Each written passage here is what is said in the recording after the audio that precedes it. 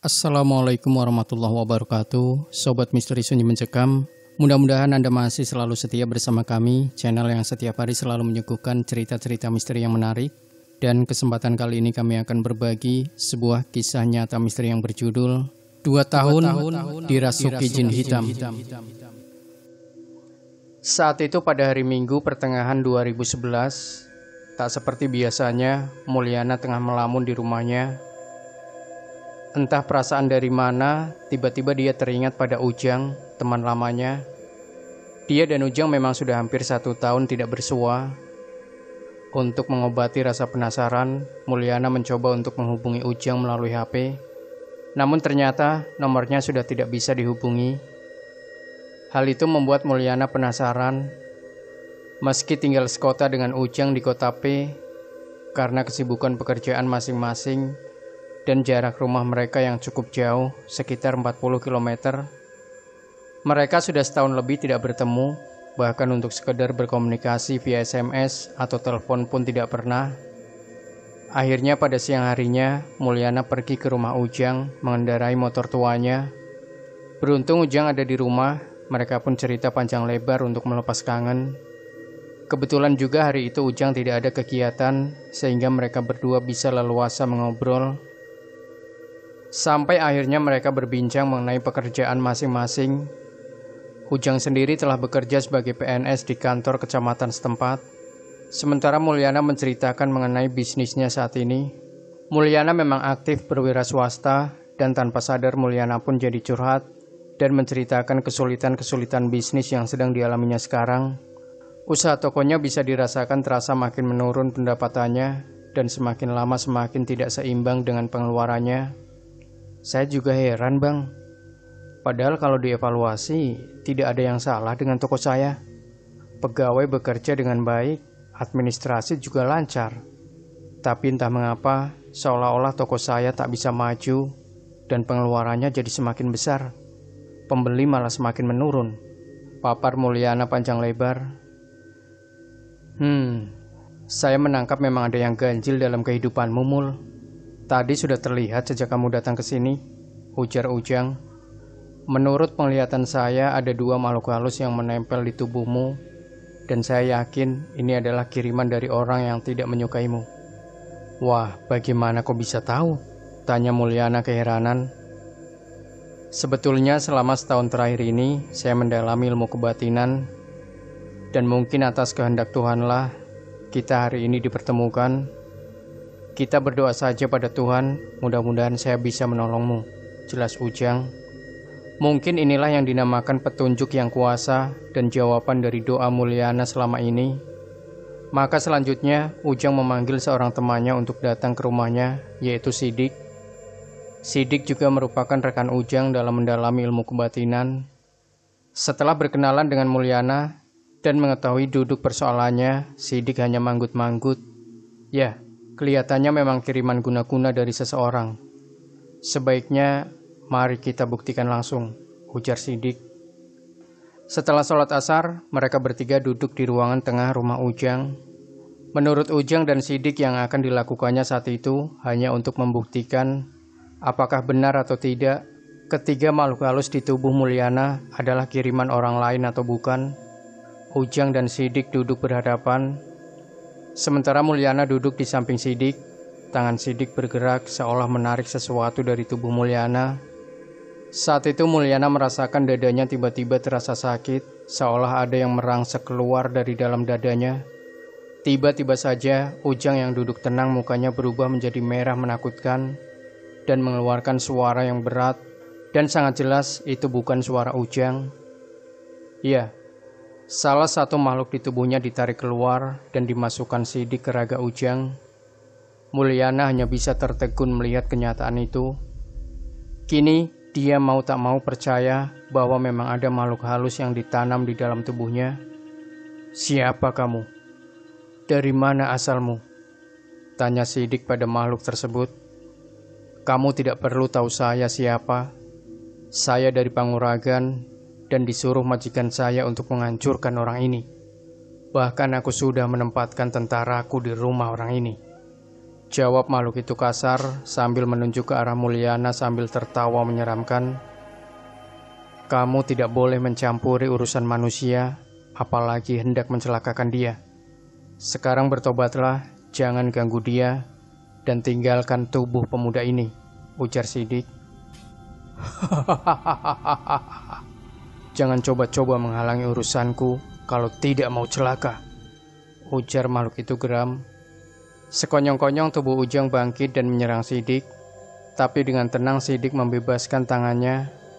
Tubuh Ujang terpental sekitar 3 meter dan makhluk itu menjerit-jerit kepanasan, hingga akhirnya beberapa saat kemudian tubuh Ujang tidak bergerak lagi. Makhluk itu sejenis buto hijau dan dia sudah binasa, ujar Sidik pada Mulyana. Lalu Sidik menyadarkan kembali Ujang seperti sedia kala.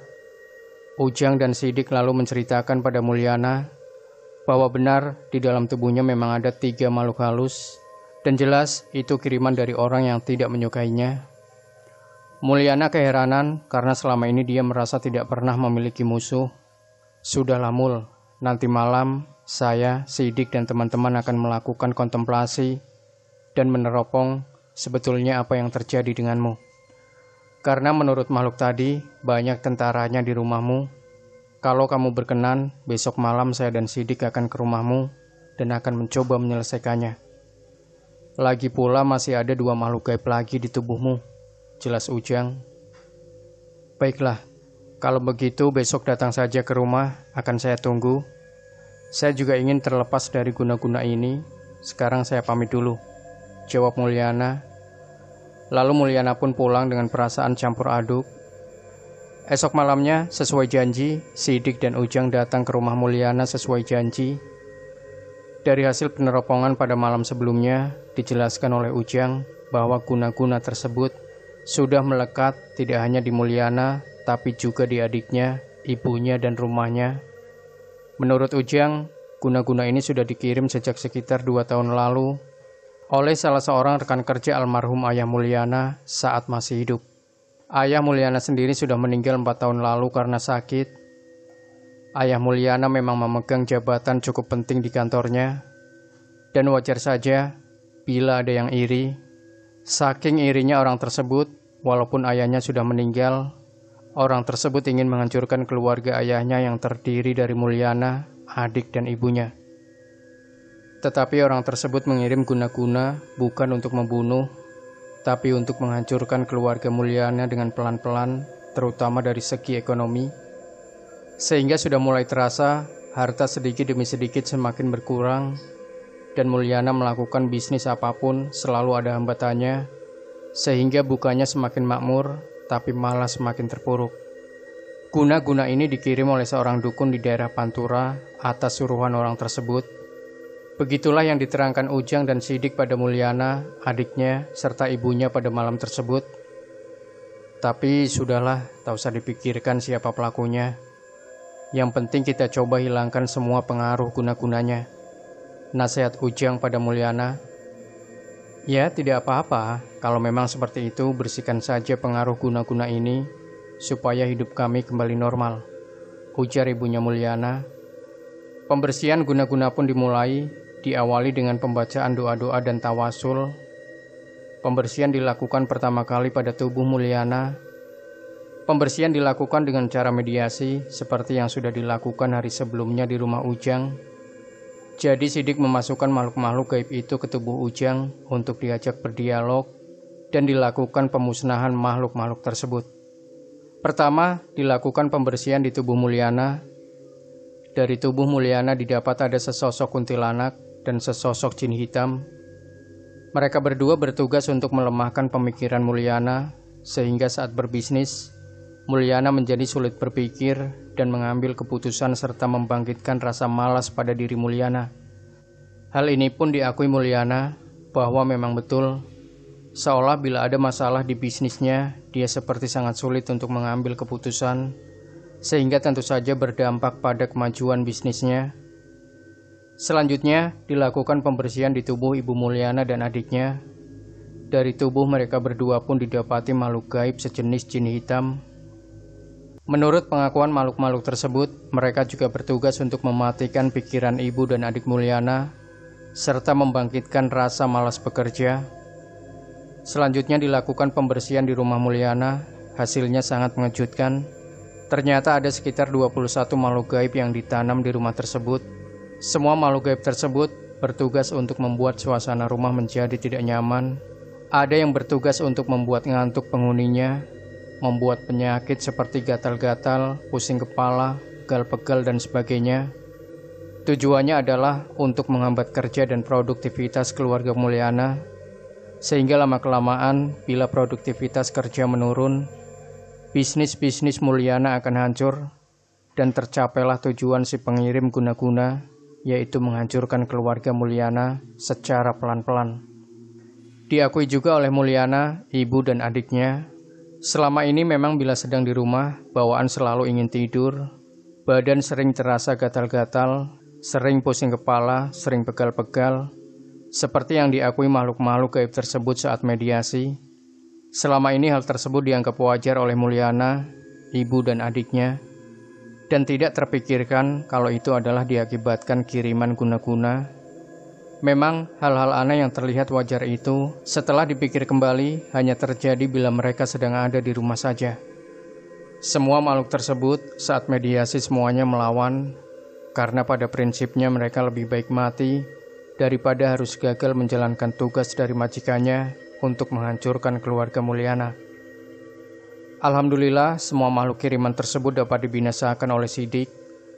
Setelah semua makhluk dapat dimusnahkan, Sidik dan Ujang lalu melakukan pemagaran di rumah Mulyana untuk mencegah terjadinya kiriman guna-guna seperti itu lagi, serta melakukan pembersihan-pembersihan aura negatif yang mungkin masih tersisa. Sekali lagi Ujang dan Sidik menekankan pada Mulyana sekeluarga untuk tidak memikirkan siapa pelakunya, karena menurut Sidik dan Ujang, setelah guna-guna ini dibersihkan, pelaku sendiri akan menerima akibatnya. Mulyana sekeluarga pun sudah ikhlas dan memaafkan perbuatan si pelaku, karena yang terpenting bagi Mulyana sekeluarga adalah dapat hidup dengan normal dan terbebas dari guna-guna. Setelah guna-guna itu dibersihkan, bisnis yang dijalankan Mulyana mulai ada perkembangan sedikit demi sedikit. Mulyana merasakan sejak kejadian tersebut, memang dia terasa lebih nyaman menjalankan bisnisnya. Setiap permasalahan dapat diselesaikan dengan baik. Selain itu, dia menjadi lebih bersemangat dalam menjalankan usahanya.